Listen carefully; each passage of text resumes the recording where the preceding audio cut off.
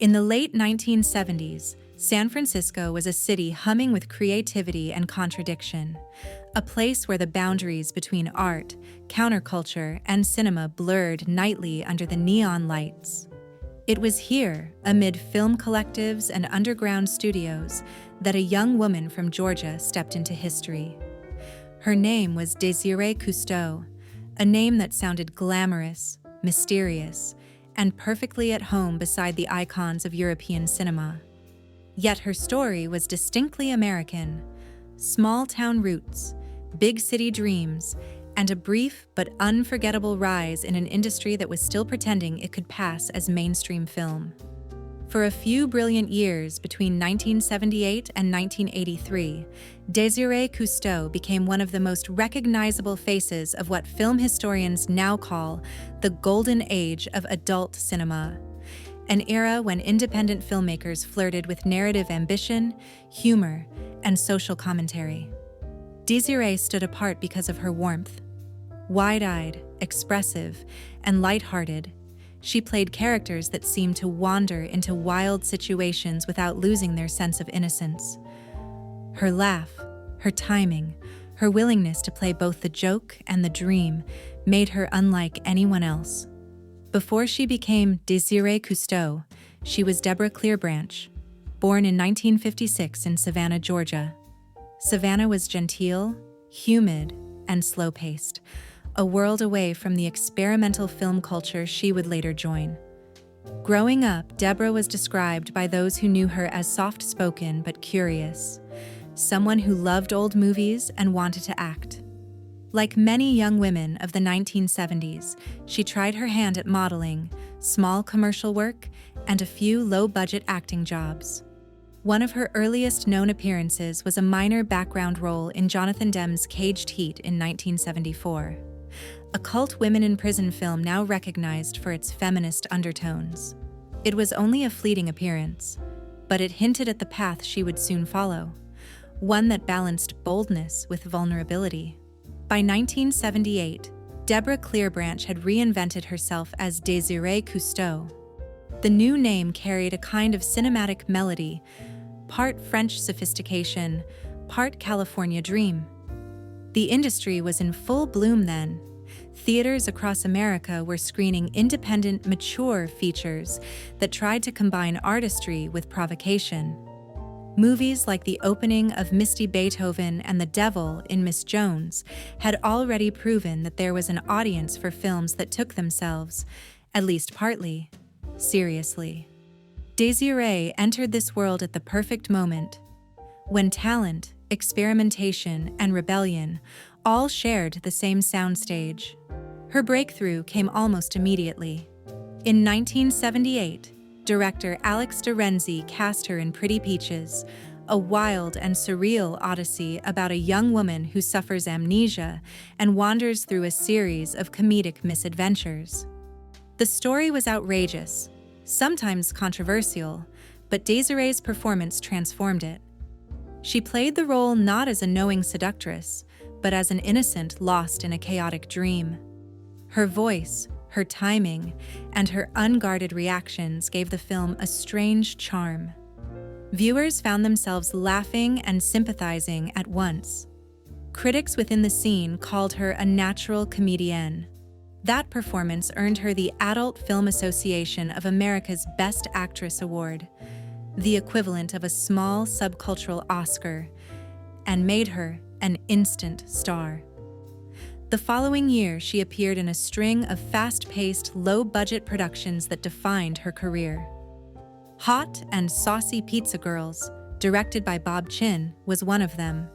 In that movie, she played a cheerful delivery girl in a San Francisco pizzeria with a few too many secrets. It was lighthearted, ridiculous, and oddly fun. Desiree's performance stood out because of her comic touch, the same blend of ditzy charm and sincerity that made audiences adore her. She wasn't mocking the story, she was living inside it, giving every scene a kind of sitcom energy that lifted it beyond parody. That same creative energy led to one of her most memorable projects, Inside Désirée Cousteau, 1979. The title suggested a typical fantasy film, but what audiences actually got was something far more intriguing. A self-referential, mock documentary that blurred the line between fact and fiction. The idea came from a small team of Bay Area filmmakers who had worked with Desiree on earlier projects. They wanted to do something different, something that reflected the strange fame she'd found so quickly. Inside Désirée Cousteau was their answer, a film that told the story of Désirée Cousteau, as if she were narrating her own rise to stardom. It mixed interviews, staged scenes, and dreamlike flashbacks. It wasn't a documentary, and it wasn't entirely fictional. Instead, it became a cinematic mirror, Desiree playing Desiree, a woman trying to understand her sudden place in the industry. The result was fascinating. Viewers saw her describing how she left Georgia, how she arrived in California, and how she found herself on camera. Between the humor and the stylized scenes, the film offered glimpses of something deeper, the tension between the performer and the person. It was part self-parody, part confession, part performance art. For an era not known for introspection, Inside Désirée Cousteau was strikingly ahead of its time. The crew behind the movie reflected that ambition. The director, believed to have been one of Alex de Renzi's longtime assistants, brought a pseudo-documentary approach, handheld cameras, freeze frames, and voice-over narration that made it feel like a cinema verite experiment. The cinematography, likely shot on 16mm, had that glowing, sunlit quality typical of San Francisco's low-budget studios. The editor used abrupt cuts, superimposed images, and even old newsreel footage to give the sense of a collage, the life of a rising star told through fragments of memory and imagination. For Desiree herself, Inside Désirée Cousteau was more than just another project. It was her statement piece, her way of playing with the audience's fascination with her image. After Pretty Peaches, she had become typecast as the innocent ingenue. Here, she seemed to acknowledge that image while gently mocking it. She smiled, she stumbled, she performed with the same warmth as always, but there was also a glint of awareness. The look of someone who knew the performance was part of something larger. Fans and critics alike noticed the shift. The film became a cult favorite, admired for its meta-concept and Desiree's openness. Within its genre, it stood out as both playful and strangely sincere, a portrait of a performer reflecting on the machine that made her famous. After Inside Désirée Cousteau, her career accelerated. She appeared in Ecstasy Girls, 800 Fantasy Lane, and Deep Rub Superwoman, all within a few years. Directors loved working with her because she brought an almost theatrical quality to the most chaotic sets. Colleagues from that period often described her as cheerful but intensely professional. Someone who arrived knowing her lines, hit her marks, and made the crew laugh between takes. Yet, by 1982, Desiree was growing tired. The pace was relentless, the same personality that made her beloved on screen. Her openness, her playfulness, made it hard for her to keep a safe distance from the roles she played. On the New York talk show Midnight Blue, she gave a rare interview where she announced her decision to step away from filmmaking. She spoke with calm conviction, saying she preferred performing on stage because, in her words, "I never have physical contact. There's an isolation and a security there." It was a line that suggested both self-awareness and exhaustion, a performer who wanted to keep the magic, but not the exposure. And then, almost as suddenly as she arrived, Désirée Cousteau disappeared from the screen. After 1983, no new films featured her. Fans speculated endlessly. Some said she retired to the South. Others believed she pursued a career in live entertainment, or perhaps a completely private life. Whatever the truth, she left the stage with her reputation intact, a rare achievement in any branch of show business. The legacy of Inside Désirée Cousteau continues to grow. In hindsight, it's easy to see the film as prophetic, an early example of an actress reclaiming her image, years before that kind of self-reflection became fashionable. Today, it's studied not for its genre elements, but for its structure and irony.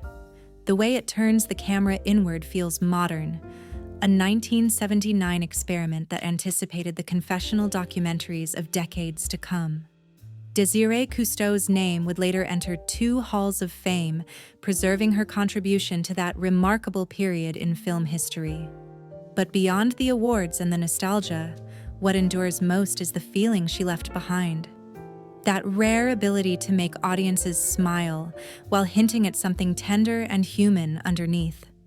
When you watch Inside Désirée Cousteau today, it feels less like a product of its time and more like a time capsule of artistic rebellion, a moment when underground cinema still dared to mix humor, honesty, and a touch of melancholy.